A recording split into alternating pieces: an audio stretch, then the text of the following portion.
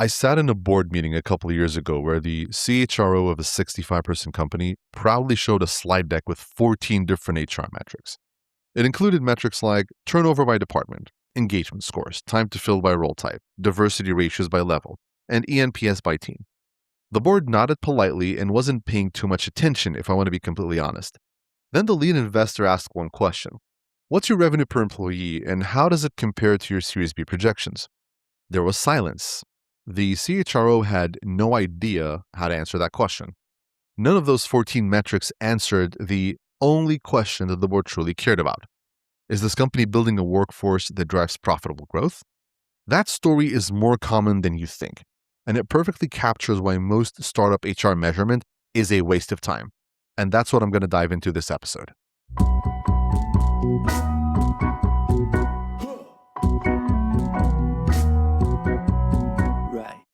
Welcome to another episode of the Organized Chaos Podcast. I'm your host, Nahad Kerala, and today I want to cut through the noise on HR metrics at early stage startups. Most HR metrics were designed for large enterprises with dedicated analytics teams, mature systems, and thousands of employees generating statistically significant data. When you take those same metrics and try to apply them to a 40-person startup, all you get is vanity metrics that look good on a slide, but they tell you absolutely nothing about whether your people strategy is working. So today I'm going to give you the 5 metrics that actually matter for startups with less than 100 employees. And more importantly, I'm going to show you how to set benchmarks when you have no historical baseline and how to use this data to get your CEO or your board to start paying attention to HR. So let's get into it. Before I give you the 5 metrics, I need to explain why most of what you've been told to track is useless at your stage. Take employee engagement scores, for example. The average enterprise runs an annual engagement survey with hundreds or thousands of responses. At that scale, the data is meaningful. You can segment by department, by manager, by tenure, and find real patterns. Now take a 60-person startup. You run the same survey, and let's say you get maybe 45 responses, so a 75% response rate, which is quite common for this size. You try to segment by department, and you're looking at a group of maybe 5 to 8 people at most. One person having a bad week can throw off your entire department score by 15 to 20%. That data is statistically meaningless, and yet I've watched HR leaders present it to their executive team like it's gospel. I fell into this trap myself early in my career. Time to fill is another example. Large companies track this because they hire hundreds of people per quarter, and small improvements in speed create enormous aggregate value. At a startup hiring 3 to 5 people per quarter, your time to fill is driven almost entirely by the specific role, the market for that skill set, and whether your hiring manager has their act together. Tracking the average tells you nothing actionable. If you're not hiring 20 to 30 people per quarter at least, then you're not going to learn much from tracking time to fill. The same is true for most traditional HR metrics at startup scale. The sample sizes are too small, the variables are too noisy, and the metrics are disconnected from the business outcomes that leaders care about. Here's the rule I follow. If a metric doesn't directly connect to revenue, cash runway, or growth capacity, it doesn't belong on a startup HR dashboard. Which brings me to the 5 HR metrics that I believe every startup should track. And I'm going to explain each one, why it matters at your stage, and exactly how to calculate it. Number 1 is revenue per employee. This is probably the single most important metric for any early stage startup. It tells you whether your workforce is getting more productive as you grow or whether you're just adding bodies without adding output. The formula here is simple. You take total revenue and you divide it by total headcount. According to SaaS Capital's 2025 benchmarking report, private SaaS companies at the growth stage typically range between 150 to 300K in revenue per employee. And that depends on their size and the vertical they're in. If your number is declining over time while your headcount is increasing, then you have a problem. It means that you're hiring faster than you're growing. That also means either you're hiring roles that don't drive revenue, your onboarding isn't ramping people fast enough, or you have a productivity problem that more people won't solve. A couple of years back, I worked with an e-commerce company that was hiring aggressively. They went from 80 to 130 employees in about 9 months.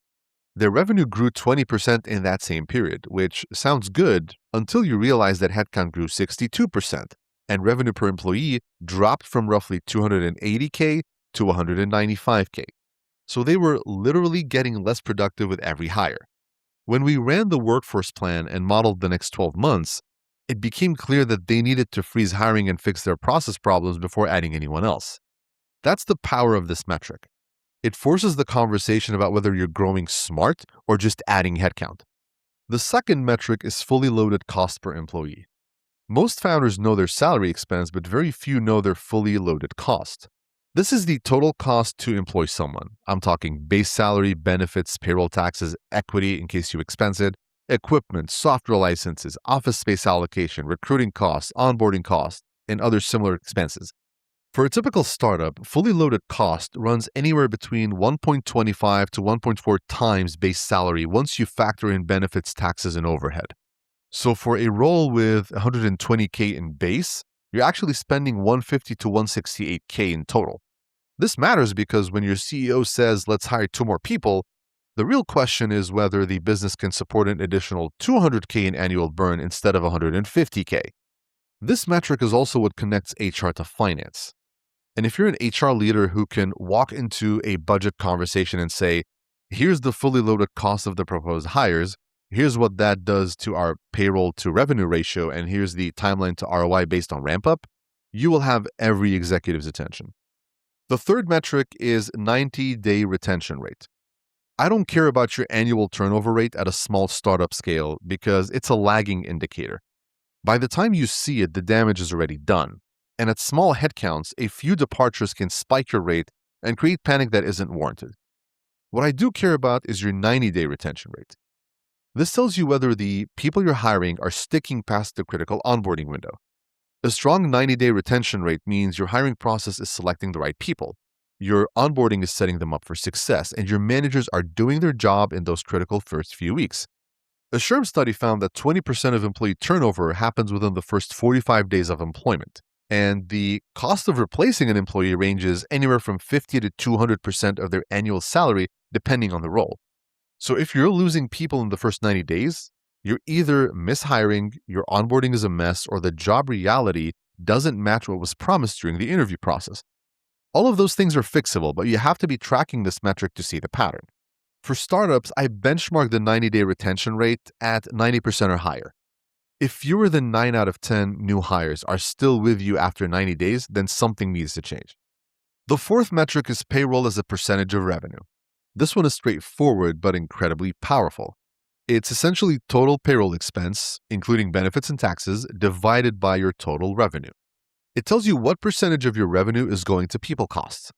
Now, the benchmark varies by industry, but according to Ladder Capital's 2025 analysis of 155 B2B startups, the median salary cost as a percentage of revenue is approximately 67%, with the most efficient companies running closer to 44%. When you factor in benefits, payroll taxes, and overhead on top of those salary numbers, you're looking at the total people cost consuming anywhere from 60 to 80% of revenue at the growth stage. As you scale and become more efficient, this number should decrease. If it's increasing, you're either overstaffed or underperforming on revenue. The reason I love this metric for startups is that it is impossible to gain. You either have the revenue to support your team or you don't. And it creates natural guardrails for hiring decisions. When a hiring manager says, I want to hire 10 more people next quarter, you can pull up this ratio and say, that would push our payroll to revenue from 65% to 78%. And based on our revenue projections, we can support 6 hires and stay in a healthy range. This is the same strategy I use with most of my clients when I'm delivering workforce planning. And it works every time because I'm backing it up with data. The fifth metric is manager to individual contributor ratio. This metric is overlooked at most startups, and it's a mistake. Your manager to IC ratio tells you whether you're building the right org structure or whether you're creating unnecessary management layers that slow decision-making and inflate your costs. At the early stage, I typically see and recommend ratios between 1 to 6 and 1 to 10, meaning 1 manager for every 6 to 10 individual contributors. When that ratio drops below 1 to 5, you start to see management overhead eating into your operating efficiency. You have too many people managing and not enough people doing. A study by the Harvard Business Review found that companies with flatter structures and wider spans of control tend to have faster decision-making and higher employee satisfaction, specifically in high-growth environments. As an example, I once worked with a Series A startup that had 70 employees, of which 18 were managers. So nearly 1 in 4 people was a manager. When we dug into it, several of these managers had only 1 or 2 direct reports. They'd been promoted into management as a retention play, not because the org needed more management capacity. So we restructured and moved several people back into senior IC roles, which, to my surprise, many of them preferred. And it saved the company roughly $400,000 in annual comp by eliminating redundant management layers. Now, I know what you might be thinking. This is great, Nahed, but I just started tracking this stuff. I have no historical data, so how do I know what good looks like? That's a common and fair question that I hear frequently, and here's my approach. First, use external benchmarks as your starting point. I've given you several in this episode. These aren't perfect, but they give you a range to compare against. Second, establish your own baseline today. Take a snapshot of all 5 metrics right now. That's your day 0. You don't need to wait 3 years before you start making decisions with data. Third, track monthly and quarterly trends.